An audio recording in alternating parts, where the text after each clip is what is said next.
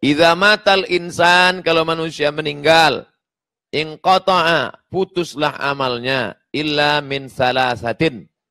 Illa min salasatin. Inqata'a min amalihi illa min salasatin. Amal yang lain putus.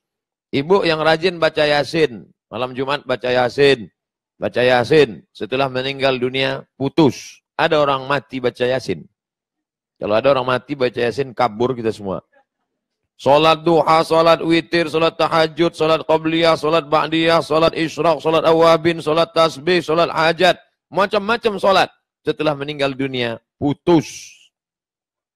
Tapi ada satu amal yang tidak putus. Ada 3 kata Nabi. Illa min salasatin. Kecuali 3.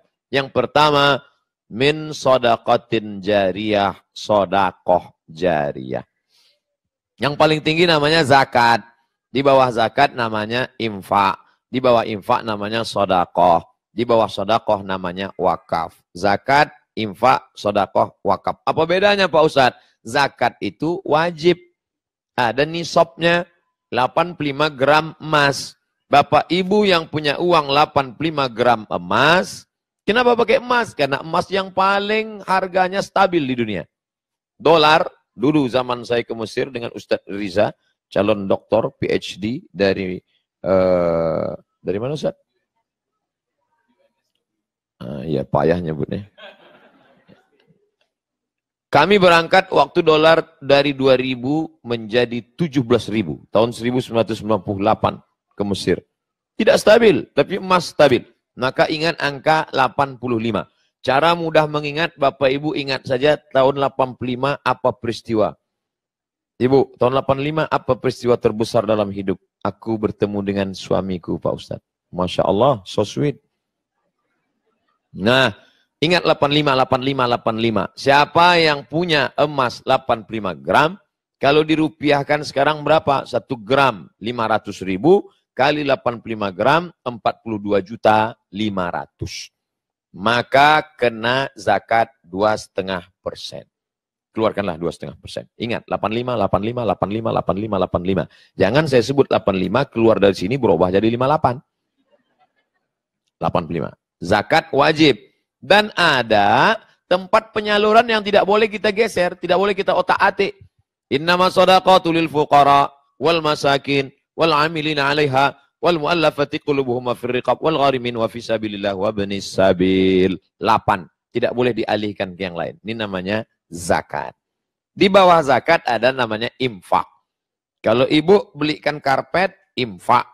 Bapak belikan lampu, infak. Bapak belikan mikrofon untuk masjid, namanya infak. Kalau dia benda, infak. Tapi tidak semua orang bisa berikan infak. Maka orang yang susah miskin, nggak punya uang, jangan sedih. Karena di bawah infak ada namanya sodakoh. Apa beda infak dengan sodakoh? Kalau infak itu materi, benda. Tapi kalau sodakoh, tidak benda. Contoh, kalau ada orang beli semen. Ini semen untuk masjid. Itu namanya infak. Tapi kalau saya nggak sanggup untuk ngasih semen. Tapi gotong royong untuk ngaduk semen, saya bisa. Itu namanya sodakoh. Karena setiap tulang sendi ada sodakohnya. Ngambil skop, ikut ngaduk semen, itu sodakoh. Saking tidak bisanya. Mau ikut gotong royong juga nggak sanggup. Memberikan waktu juga tidak. Maka sodakoh yang paling ringan. Tabassumika fi wajhi akhika sodakoh. Senyummu ke wajah saudaramu sodakoh.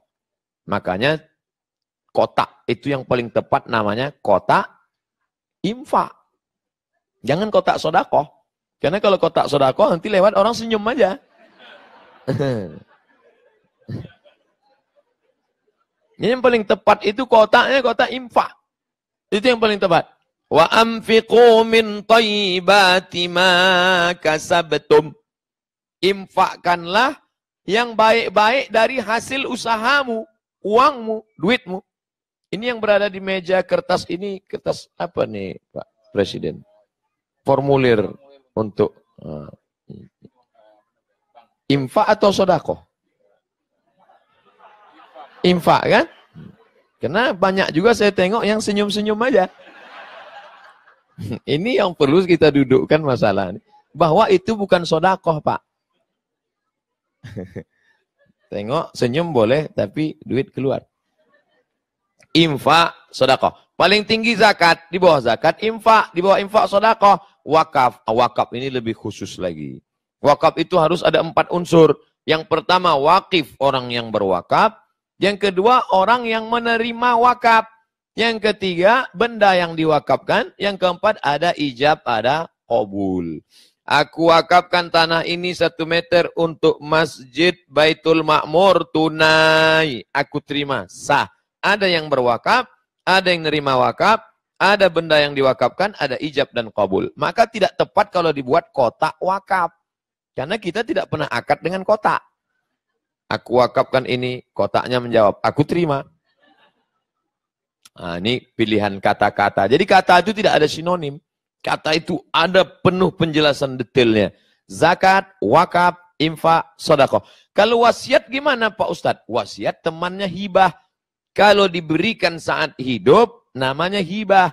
Tapi kalau wasiat, nunggu mati. Makanya Bapak pengurus Masjid Baitul Ma'mur, kalau ada nanti jamaah. Pak pengurus Baitul Ma'mur, iya itu ruko saya, itu saya wasiatkan untuk Baitul Ma'mur. Jangan senang dulu. Karena dia berpindah setelah mati. Setelah dia wasiat 3 tahun, nggak mati-mati. Akhirnya pengurus, gimana Pak yang itu ruko kemarin, udah bisa kita ambil? Masih belum mati juga Pak Ustadz. Beda dengan hibah. Kalau hibah begitu dia berikan, langsung berpindah. Ini saya berikan untuk masjid. Langsung urus surat menyuratnya, pindah langsung.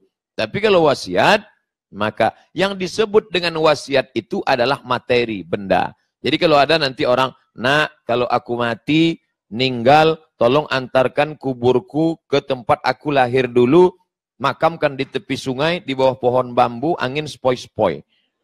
Itu bukan wasiat. Jadi nggak perlu dilaksanakan.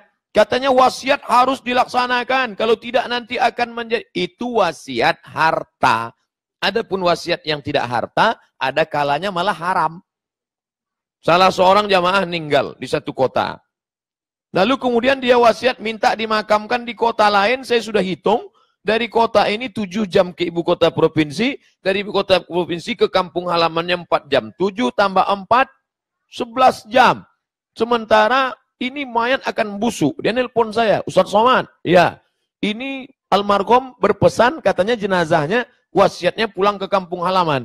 Tapi keadaannya sudah begini. Saya bilang, makamkan di tempat di mana dia meninggal. Loh, ini wasiat Pak Ustaz. Kalau tidak kami laksanakan nanti gimana? Yang namanya wasiat itu harta, duit, benda. Adapun pesan seperti ini, ada kalanya malah haram. Karena menimbulkan mudarat. Nanti kalau hantunya gentayangan Pak Ustadz, makanya jangan terlalu banyak nonton film hantu. Masa hantu nonton film hantu? Bapak Ibu yang dimuliakan Allah Subhanahu wa taala. Oleh sebab itu maka itulah perlunya ngaji. Alhamdulillah di Sydney, di Melbourne semuanya ngaji. Semuanya faham agama. Kenapa? Saya tadi sampai kaget. Di Melbourne ada berapa kelompok kajian? 28 kelompok kajian dan semuanya bersatu. Mana contohnya? Malam ini. Dibuka pendaftaran setengah jam 400 langsung.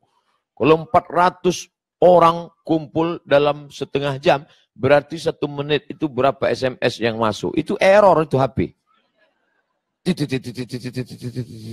Hang langsung. Bapak Ibu yang dimuliakan Allah Subhanahu wa taala. Siapa yang mengatakan kita tidak mungkin bersatu. Mustahil kita bersatu. Ini buktinya kita bersatu. Kata Bapak Presiden tadi. Tapi saya baru tahu rupanya selama ini tidak bersatu. Siapa yang bilang kita tidak bisa bersatu? Kiblatnya satu. Fawalli wajhaka syatral masjidil haram. Bahasa yang dipakai satu. Allahu Akbar. Imam yang dipakai satu. Kita ikut imam, jangan dilawan imam. Ju'ilal imamu liyutamma bih. Imam diangkat untuk diikuti. Maka yang pertama ini yang akan mengalir kalau setelah Abdul Somad ini mati meninggal dunia adalah shadaqatun jariyah. Shadaqah jariyah.